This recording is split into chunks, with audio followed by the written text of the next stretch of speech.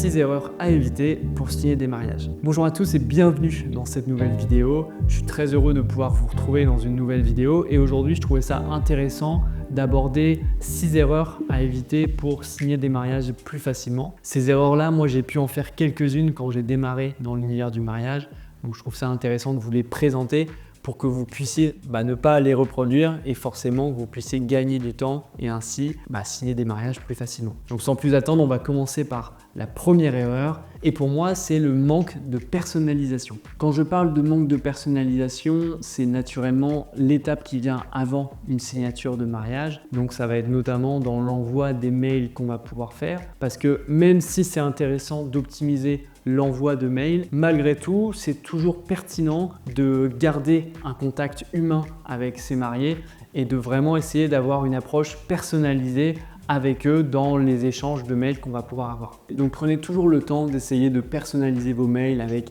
le prénom des mariés, peut-être des petites anecdotes que vous avez vues passer par-ci par-là. Si jamais il y a eu aussi une mise en contact par un autre prestataire, essayez de le mentionner pour faire en sorte qu'il voit que vous personnalisez le mail en fonction de sa demande spécifique. Moi, je sais aussi que quand je reçois des demandes directement sur Instagram, ça peut m'arriver par exemple d'aller voir le profil de la ou du futur marié et si je vois qu'on a des points communs sur des destinations de voyage, sur des événements de vie en particulier, je vais pouvoir aussi le mentionner dans le message que je vais leur envoyer et forcément ça crée directement un lien et on va aussi tout de suite voir qu'on a des points communs et forcément ça va commencer à créer une relation beaucoup plus personnalisée et on va créer forcément une relation de confiance beaucoup plus vite par rapport à ces petits détails de personnalisation. Donc c'est important de ne pas manquer de personnalisation dans les échanges avant la signature. Le second piège à éviter, c'est le manque de facilité. Si vous bombardez les mariés de questions dès le premier rendez-vous ou alors si vous présentez des offres qui sont trop complexes et peu compréhensibles, vous pouvez vite perdre les mariés par un manque de facilité. C'est important de faire ressentir aux mariés que votre collaboration sera fluide. Le troisième piège à éviter, c'est le manque de rapidité. C'est quelque chose qui se vérifie partout, dans tous les secteurs. Mais forcément, répondre à une demande des mariés quelques semaines après, vous pouvez être sûr que l'opportunité sera déjà probablement passée. Et dans tous les cas, vous aurez déjà renvoyé une image qui sera non professionnelle et non intéressée aux mariés qui feront logiquement pas appel à vous. Le quatrième piège à éviter, c'est d'avoir des formules ou des options qui sont trop compliquées. Les formules, les options que vous allez proposer doivent être faciles à comprendre pour les clients, puisqu'en effet, l'objectif, c'est de rendre le processus de réservation aussi fluide que possible pour les mariés.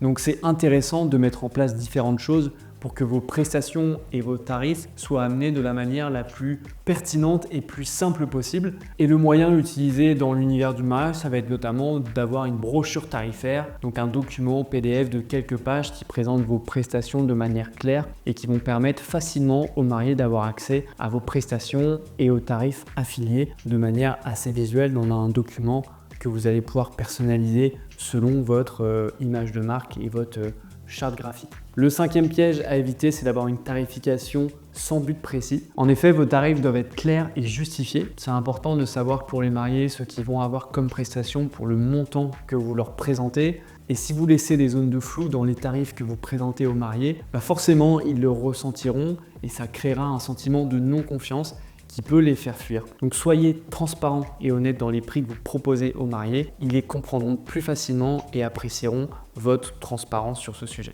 Et enfin, la dernière erreur à éviter, c'est le manque de compréhension des besoins du client. En effet, si vous allez proposer des films reportages de 1h ou 1h30, ou bien que vous préférez être présent des préparatifs jusqu'au début du cocktail, c'est normal que vous ne receviez pas des demandes car vos offres et les prestations que vous allez proposer ne correspondent pas aux attentes des mariés. Donc c'est important de se renseigner auprès de personnes qui potentiellement se sont mariées récemment, qui vont prochainement se marier, ou même auprès de confrères, de consoeurs, pour voir eux comment ils proposent leurs prestations et comment vous pouvez les adapter pour répondre aux besoins de vos futurs mariés et ne pas les perdre avec cette erreur. Donc voilà, on arrive à la fin de ces 6 erreurs. J'espère qu'elles vous aideront à y voir plus clair pour ne pas justement les reproduire et faire en sorte de signer des mariages plus facilement. J'espère que cette vidéo vous aura plu. Si c'est le cas, n'hésitez pas à lâcher un petit like et à vous abonner pour ne pas manquer les prochains contenus. Et sur ce, on se retrouve dans la prochaine vidéo.